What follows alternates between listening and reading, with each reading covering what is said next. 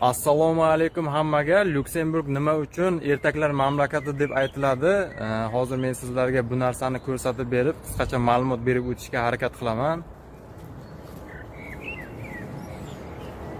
Mana bu manzarani ko'rganingizdan keyin albatta ertaklar mamlakatiga tushib qolganday bo'lasiz. Chunki mana bu har bir uylarning tomlari qora tomlar bilan qoplangan va uylar bir-biriga o'xshash. Biz yoshligimizda multfilmlarga ko'rgandek uylar ertaklar mamlakatchasi haqiqatan ham juda ham chiroyli shaharcha.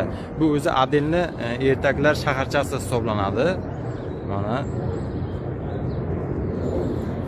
va buning atroflarida mana bunday baland qoyaliklar, toshloqliklar bor. Bu o'zi shaharning o'zi juda ham qadimiy shahar hisoblanadi.